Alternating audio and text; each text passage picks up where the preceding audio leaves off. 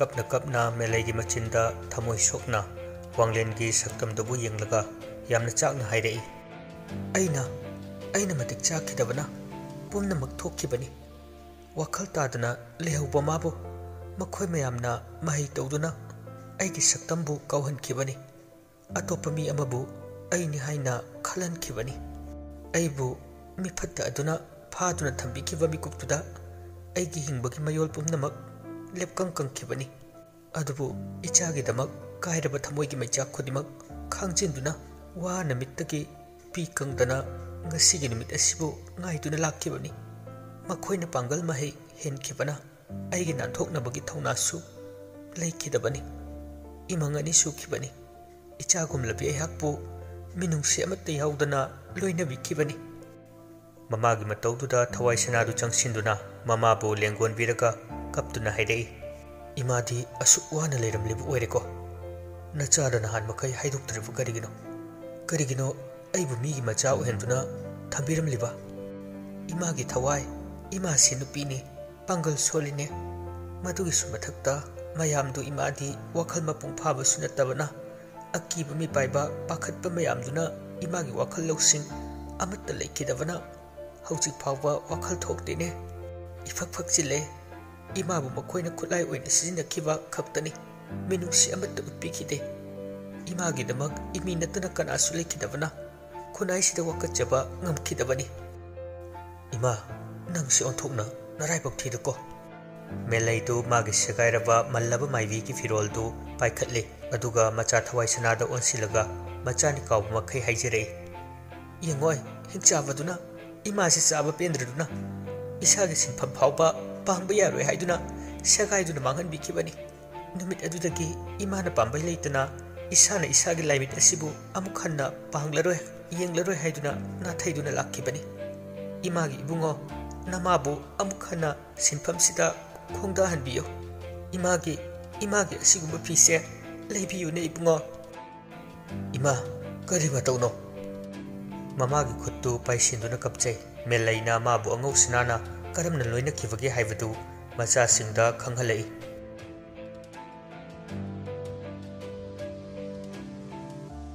angau sinana melaibu sayang laktuna sorosro chingduna pusilaklaka leibaida laktuna inthui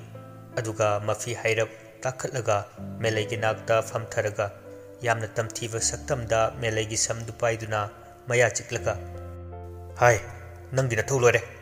makhata na mukhana phise setpa chab yaro mapan thokpusu yaro aise lai phadivi natie aigi ining tamba khajikta supibi kaidoboge kari na ning tamba khuchauduna melaigi mamai machaduda safukanna thajili yam pambro pambramna khagi wa uktabuduga leiminava chatminavdu makha chathagige siro kari wano adugumba mata chatkhib leite idi masi machin sikya thirino khupakna anirak ahumlak amuksu thajili nachintu thi khodana hai napunsidu lukak sadru naraibu pharabani phuo hatkisu halo nangi miot minai khangadabgi saru sikhibana suk chama hina phai halo siba ngamdraba ise halo hat kadaba yam wali thabak mathang leidi nangna sikhraga nacha selakpa se kanani yokpi dawrige ha hai ai mi gi macha ga yokpa ngamoi ko kadai phidongdo mai thadoke madu de tawbi kano nakhong paiduna khurumjage ngang ba haibda nanam yam kanbanu pinang nang wahai siga loina na melaina setlipa mafidu munmunduna segai ba horei melaidu kaptuna khangjavna tana karisu haijaba ngamde adu oiradi pharedi ikai khangdubisidi matindu sichilaga chatki melaidu segairab mafidu yingtuna masa pomba konsinduna kapchai sum kaplambadagi hogatuna mana purakhiva photo singdu matomta machet setuna segaiduna makhut anidu leimaida pop thaduna pena kapchari mana adumda kaplingai angang oiriva chahi ani ahum khakta ngairiva thawai sanadu tumlambadagi kaplei melai machai kapagi makhol tavada chensilei aduga machabu pamkhatuna chena konsili imagi bungo imana pokluvana ichasu konkhatpinaba leitredo aita laibak thibuna tana ichasu laibak thireda ko kapkanu ima leiribasiti ichagi damak ima hinkigani नोंमदी इमाना इचाबु नापाबुंगी मफमदा सोयदना सिनगनी मेलै अमुक हेना हौना कपखलै अदुगा मचागी खुत्ता मानसु कन्ना पाइसिन्दुना खजाई थमलगा कप्पी मेलैगी मतौदु येंबा ngамद्रतुना लिंथोइना मानेदा वहंग हंगबा हौरई निने पाबुंगना इमाबु हन्दी येंबिखिद्रिबा करिगिनो निनेदी खंगलमगनी इमाना अदु वाना लेंदुना लेरगा निने होय इमाबु येंबा चटखिदब्रो खावदी वा ngang तसेंगना मादी असुमना kappa खोटपसी हैतबनी ममित्तगी मपीदी ताई अदुबु मचिंदा वहाई अमत्ता थोरउ यादे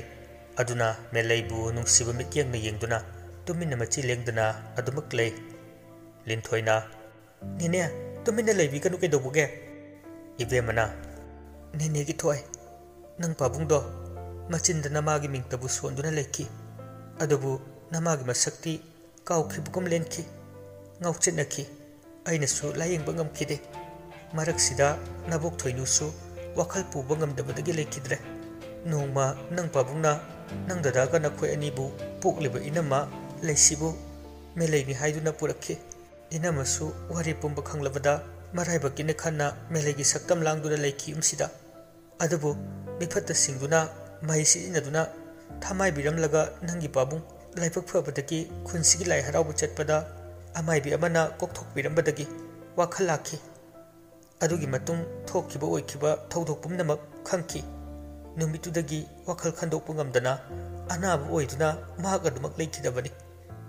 मदुगी Icahn कानदना enum लैसिसु फिजिना ममित खुमदुना कप्तुना Lekhi ngasai makai wa amatta ngangduna leiramba khavadu mama meleki nakta changsilaktuna magi khutpaiduna hairei ima पुमनमक थोख्रबसु हौजिक्ति इमाना इखोइबु नौकोन बिदुना थंबियो Imangi मिनुंगसि मखादा नचासिंबु हिंबा फंगनबियो इबुंगा इमाबु इमा इचिनिनाव इखोइ हुंपुना इमा मदिनेनेदा नौथि सादुना लेबा फंगनबियो लिंथोइना इमा ददागी वासि ताबियो थवाइसिनाना इमा इनाव मदि इचलगे पांबसि नचा आइगिसु अपांबनी खोंथांग सोइरबा नचागी पुंसी चुमथोकचनवा तंजा अमा पिबियो इवेमना इनमा अंगांग हमसिगी अपांबसे आइगिसु अपांबनी युमसी इनमगिनी ताचौना इनमगिदमक थवाई थाखिबनी इनमबु इंथोखिबा लेइते मखोइ पुलब कपमिनदुना लेखि मखोइगी वारीदुना मेलैना लाइबुंगदा पमदुना लेरिबा अंगांग अदुगी वारी वाखोंगदी अदुमक नमसिंदुना मखा ताना लेबा तारी मदुना करीगा मरी लेनरमगदौरिबा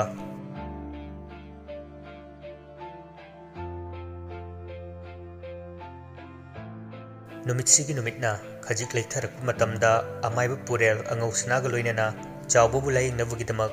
लेम्बगी युमदा थोंगलरे तरुबीदी ममाबु चिंगनना ममागी मओंग मतौबु कुपथना सेनदुना लेरी पुरेलदु याम सिंग लेम्ब सादुना चावबगी फमांगदा चफु अहिंगबा अमा फी अमुबा अमा लंहिंग आंगोल मैरा दुख सिंगलोइनना निंगथीना थमदुना खोंग्राई चंदुना फमली पुरेलगी ओइथंगबा नाकंदा लेम्बा केथवी चिंगलेम्बा फिसेंग सेतुना खुखुदा कुंदुना फमली लेसेम्बा तरुबी अमदी लेम्बीदी मखोइगी तुंगदा लेप्तुना लै अदुगा अंगौसनाना कुरुक कुरुक कदाइदा करी लैगे येंगी मागी मओंगसी अतैना उद्रबसु तरुबीनादि मयेक सेंगना उरिबनी लाई खुरुंबगा चंगदे मंगाउ थीवा तरुबीनी हेक माना पामदबा थबक अमा तौरकपदा अंगौसनाबु फूरगे हाइबसिनी सिंगलगा लैरिबसी तंजादुदा खंगहौदना कोद्रोक कोद्रोक लाउबु मखोल अमा अतोप्पा अराप्पा का अमदगी ताबा हौरई अंगौसनादु पुरेलगी नाकन ओइरपना चोंगसिंदुना मित्तु कोरो कोरो ओटलगा लै पुरेलना नखोय अमगा अमगा खुच्चेना पाइसिनौको खौदेमलगा खुबाक तबलपना अहुमलक खुई अदुगा मचिंदा लाइरोन मथंग मथंग सोनबा हौरई पुरेलना लाइरोन सोनबा हौरकपदा वांग चाववा युमदु ताबदा कीवा हैनदवा मखोल मथंग मथंग लेप लेक्तना तारई फगलांगदगी करिगुंबा मयाम अमा सिथदुना लेमाइदा दुप दुप लाउबगी मखोलसु लेप लेक्तना तारी मदुगा इरोइनना मी कप्पना हेबगी मखोलसु पुमनिन हेक निलई मखोल मयामदु लापना तारंबदगी खजिक खजिक नक्सिलक्तुना पुरेलगी मनाक्ता नक्सिलई मखोल सिंगदुना हेक नक्सिलक्पगा पुरेलदु चफु अहिंगबदु ताप्पाय अदुगा खजिक चेपथरई माना अदुमना चफुदु चेप्थरकपा अदुदा नाहेबा कप्पा लाउरिबा तौरिबा सिंगदु का हेनबा हुगलै अदुदगी मथंग मथंग मैखुओय मनिल ओय पुरेलगी चफु मनुंग अदुदा जरा जरा पाइसिनखि मयामदुना चफु मनुंगदा पाइसिनखिबगी मखोलदु नाकोंग इ तादेदा खाई खुद थादोकनबदी यादवना सुगतुना खांगे अंगौसनादी मनाकोंगदु कन्ना मेनसिले ngaiak leiraga purelgi mangda leiriba amuba fiduna chafudu satkupsile aduga hairi angusana masi nakutuna chetna payu thabak makha chathage ai mayam su hojikti safagadaba mafamda punna leibiyo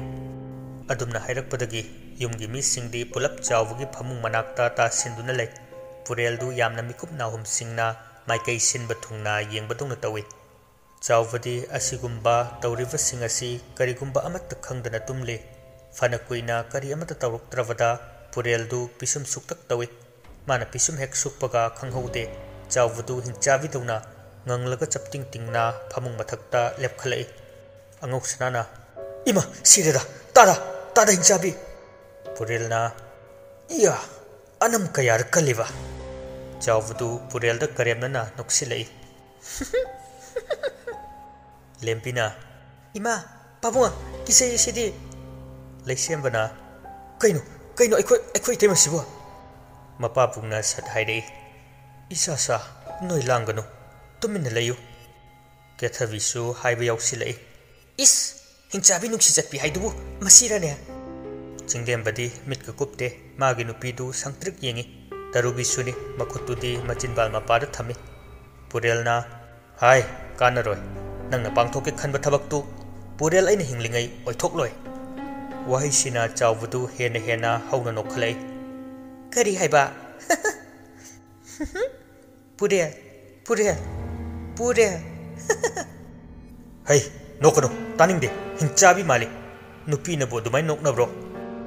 nok pataningdradi yengjau tu asi hairaga long thek to rei aduga mangaktu purel da lai thoktuna yenglaga noksilai masi natra uningli do natik na thona kayam leiba mi nang jinglem wadu pakhatna chawba magi nupi bu paige tawi karike macha ujagadawa tha ama khaktangai silaklawani adubu macha du soila kadra mi paiba pukpagini leisemba amadi mama kethavina mabu phadun thami purelna hai ningthina wari sanasi aki akhang pinabagi thabaksi to asi chawbana ha wari sanaba haibuka khanghaude phamungdagi purelgi manakta dak chongthaduna lepai pureldu tungkhangan hali chawbudu purelgi mamai mapada tapnakna naksilaga hairei noina ingonda sinabadu nupi sigi mabuk manukte yawriba angangsi hatu haiba natro purelna kare nati ai nang kanano khangde kanana tharakpuno nang lat tawi humang anapi kangkhlai kethavi leisemba natana makhoi ataidi pungak ngai chawbugi wahaiduda purelda chagadobugi yengai chawbudu mangaka paiduna mabuktuda chawna nali aduga makhoi singduda nok tuni yengi aduga kethavigi nakta sat paisilei kethavi pakhatna mui mapa chawbuna kirabrane aise noina sinaraga angangsi hanaba tharakpadune ai kaurabo ai bu khangdrabo kethavina chintibi kaurabo ha kaurabo nangna namau nupiga nasa nupaga khudai chappaga mai bi sajik lai khurumlaga chawbuse mai tharaga hatke tawbodo handakki wahai siri tarubidi dak mamabu sauni yengai lembi chinglemba amadi lembasu mamabu thajadana yengai hairibasi asengbani haiba chinglembasu khangbugami maramdi mahaksu khudai fanek chapkhibadu thengnakhibani chawbudu leisembada amuk mamai mapada yamna nakna sangdoktuna paisili ima natai mabu namani khanbangam taba nama hingchabi gi mathing pangduna nangsu mai thaba yaukidai sitha duna noktuna haidei chinglembana ima lesemba makhut kanna paisilaga sauna laurakpani lembana ibunga ngaikho madugi matam natte chawbana saure nungai jaido pureldu leiwa akanba masonba hurei माना अदुमना अकनबा लैवादु सोनबा होरकपदा चावबदु यामना साउना मिट ई काना सट पुरेलदा यंगलई अदुगा उपु मथकता थमलेवा bucket अदुदा सट येंगी चावबना हेक येंगबदा बकेटु पाइथरकलगा पुरेलगी लवाइदा थोमी आह पुरेलदु खंगतु तु थै अंगौसराना पुरेलबु सवटके तौबदा नखुत्तु थादोकनु खंगलोइद्रदो पुरेलदु फुक होगले अदुबु मान होगलकपददि चावबदु यामना यांगना पाइबोय कैबोय कादुगी मपालदा थोखि चिंगलेमबना चावा तुंग इनदुना चेंथोरई अदुबु अंगकपनि चावबदु उनादि लाइरदना मी चटखिबगी सामिल फावबु फंगदे तरुबिगा लेंबिगा सु चेंथोरई लेंबगा केथविगा लैसेंबगदी थोरकते अंगौसनासु पुरेलदि लैबा याद्र माले साउम अमगा लोइनना पाइथोरई हाय नोय चाइथोक्तुना थियु लोटखिबा थोगलबदि नुपी मचादु ngaurगा चटखिगनि लेंबिना तामो तु मथक्ता येंगलगा खुदोंबि थिल्ली मखोइसु लेंबिना थिल्लिदु करिनु येंगलुबदा चावबदु मथक्तुदा चुमदौना नपलगा लैरमी चिंगलेमबना चावबा अदुमाय तौगरो कुमथरो नंग अइबु नुंसिद्रबसु इजादु मांगबा तारे चावबना अपंगबा नंगी नसासे मांगहलोये अदो ममारा मचारा अमदि हालगे मखादा फन चोंथरई अदुगा तुंगहल हलगा चटखि चिंगलेमबना चावबा चटखिनो गायखो अैगी वासे अमुक्ता ताखो तरुबिना इनमा अखोइबु यामना वारौरबो लेंबिसु अदुमक हाइरई इनमा तामोगी खनबिरगा अखोइगी नाक्ता हलखो चावबदु मोइना nganglibadu karimata tade स्टेयर काफमदुदा पाइफमदुदा लोंगना तोंगलगा मखा यौनबा सिथखि अदुगा लैमाइदा सल्लगा ताखि पाखना चिंगलेमबा लेंबी अमदि तरुबिदि चेंथै पुरेलना है मनाका चंखिनु इचासा माना हाइबदु ताब तौदना चिंगलेमबदि चावबु मसा पाइगी तौरुई अदुबु खंगहौदे चावबुगी खुतुना चिंगलेमबबु साहुम कन्ना थोमदरकपदा चिंगलेमबदु फना सांगना पाइथोकलगा ताखि लेंबिगा तरुबिगा चिंगलेमबगी मनाकता चेंसिनखि पुरेलना इबुंगो सोकप्रा चिंगलेमबना सोकते मखोय पुलप यंगथोरकपदा चावबदु हिपतुना लेहौबो मफमदुदा लेरमद्रे मखोय इंगंगना लेप्तुना ले अदुमना लेपलिंगै का खुदिंगी थोंग थोंनावसिंगदु हांदोक हांजिन तौदुना लेबगी मखोल तारई मखोलदुगी मरकता सकउदबा मीगी खोंथांग मखोलना कुरुक कुरुक पुमनिन निनले अनिलबा मरकतुदा चावबदु खागना खागना नोक्तुना खोंजेल तमक ताहलगा कोइपाइ पाइदुना नोकली चिंगलेमबना मचन अनिदु मथादा कोनसिंदुना अकोइबदु येंगी पुरेलदि माइथोंदा नुंसा थीबा सारबसु थमोय नुंदा नोकमी नोकमी तौरी इमौ इवेमा हिसिंबि पेटना चेंजंबि मनी नसा नुपीबु कन्म ngambrengu hayeng dina chaage asiba hakcha namit mangda thamba taredo o nungaiteda purel ebu singnabagi mahai phangba horani do naraibuk fabana matam sang lotuna leirasu kanaba leibri yengu jinglembana chawba nang karai de leige aigi mangda thoklo tamo yamna ware thoklo chawba tamo ai yam ware aibu mukta kanbiyo yamna wana nungaitaba khonjelda kadomdagino khangdana hairei maduda chinglembadu maikai khangdana changge tawi adubu chinglembabu kanagumba amana makhong paiduna soro soro chingba horei tarubiga lembiga kaptuna kina lawi tamo purelna iya ka henjil aba masu kiba hora abani tawra ibasi moong amani magi leiwa amata changdabagi moong amadani leiriwa chinglembadu ka amada pusinduna thamki कादुदा पुसिनखिबगा मागी खोंजेल खजिक फावबा ताखिद्रे पुमचिकची ngahak lerga chawba mapuroibabu ina pungluptuna thanglaga puthorei micha si sanu toraga icha si haibadu tauredo laktuna purelda langsili jinglembadu adudagi chawbadu chong chongduna makhoigi koibada chatpa horei mana chonglebadu yamna kungi hausu yamna howe dung dung kisu yamna kiri mayamdu chongbadu kuimalakpana चावबगी मखोंग अनि कारक्तुदा ई चेंथरकपा हौरई मदु उबदा पुरेलदु नोकमी नोकमी तौरई सोमदा तौनरिबा खुदिमक Pammel मंगोंदा सामिल लोइना fungi अदुना पामेलदु लेबु ngamद्रदुना मखुत मसा proc proc थेक्तुना युमगी लमयाइदा मसा नोमदुना मित्तगी P अंगांगवा ओइना चेंथदुना मचेगे माइकैबु येंगबा हौरई मचिंदा यामना साउना सोले इचेबु चेंदुना पुरिवा हे फत्रब थवाई नहाक इसेगी हक्चांबु थादोक्तुना थुनमक चटनब होटनजौ माना वहाईसी हेक हाइरकपदा चावबुगी मसादु अनी थोकपुकुम तौरई मुसिन मुबा थवाई अमा चावबुगी मसादगी चोंथोकदबगी तौरई मतौदुदा तरुबी लेंबी हेन थरक खुनगतली पुरेलना या हई थवाई मपाल थोरकप याद्रे लोना मथंता हाइजिरगा लैवा सोली मचिंदा पामेलना साउना पुरेलबु खान यंगी पामेलना तौरिबदु मेलैदा सामिल फंगलई अदुना मिट उइसेंदुना चाकसंग तमना चटखी थवाइसनाना इमा कदाइदनो हौगतुना चटके तौबदा मेलैदु थांग अनि पाइदुना लाई अदुगा मफम चाना लेपगा थांग अनिदु पाइदुना जगोय कांगलोन चुमना चुमना चोंगदुना थांगदु हाइबा हौरई मचिंदसु मुरमुरुम सोली खोयुम लाइगी वाया तप्पी मतागुम तौनिंगबदा तौबा मेलै ऐ लेरी खंगदबा सारी खंगदी तो लेरमो नतिक थोकपा लाकनगे हई हा मनाकोंगता मतोमता मालंग पालदगी जगोयगी तांथा हाबलई मेलैना पामेलगी मतेंग पांगलकपदा ngasidi pamelsu phuk haugatuna makhutta kari supaidana मेलैना तौरिबगुम चप मानना चोंगलई फमुंगदा मसा ngamdana hiblibi manidu tariba makholdu chingnaraduna थोरकपदा माना चिंगनबदुमक चुमना थोकले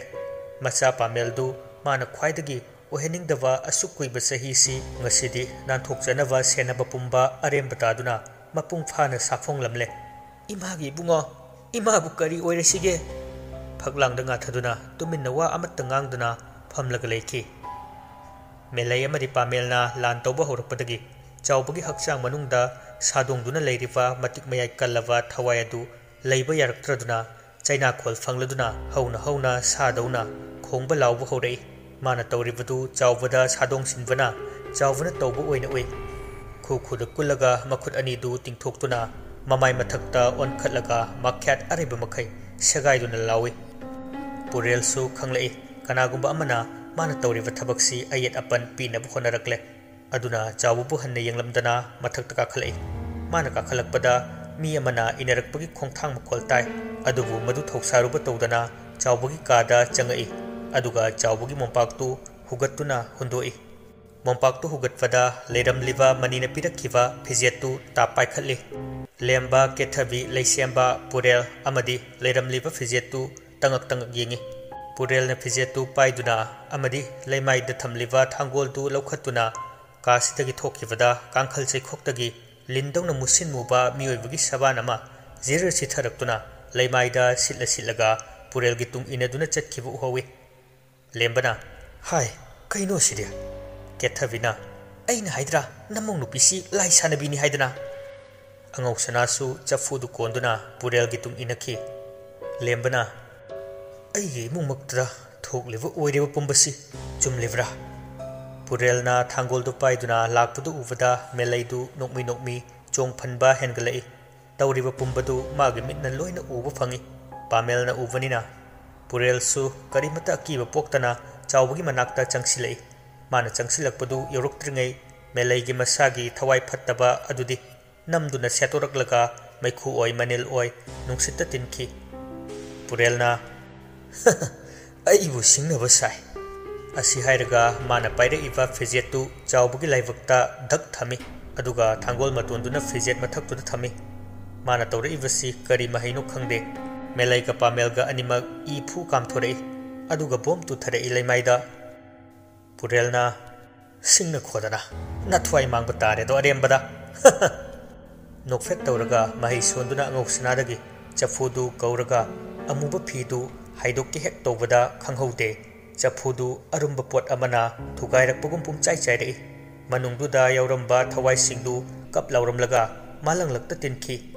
अदुदगी पुरेलना पाइरिबा थांगोलदु मतोलदगी मरी मरी मैदा इतपदौना ngaksang ngangsilei madu ubda purel thangoldu leimaida khangtha thadai aduga sat handoi tawrei basi karino karamno kanano haiba khangbu ngamjede aduna angousana chelo mawng amani sidi tanja duda wangang liba purel gi khajaida khupak na tharei maduda purel tarang chatlasu chatna chendaba yade cheli adumak angousana su sakudaba amagi khupak ama ani chare adubu anidu yumsidagi chenkhre मखोय अनी चेनखिबगा लेंबीना मबुंगी अदुगा तरुबीना मनमगी मनाक्ता चेनसिली चावबगी लाइबक मपादा पुरेलना थांगोलना नमलंबगी कामखलिबदु अंगौबु खुत्सा अमना नानथरई मदुदा लेरमलिबा दागफमदु खुदक्ता हंजिनखी अदुदगी अंगौबु खुत्सादु मांखी तरुबी खक्तनी मदु उहौबा अदुना कीना कोइबदुदा येंगलगा लई Pammel अमदि मेलैसु ई ओखिबदगी वखल तादना अदुमक लेरी मखोय अनिबु कलकलिबा सउदबा असिना अमुक करी तौरकदौरिबा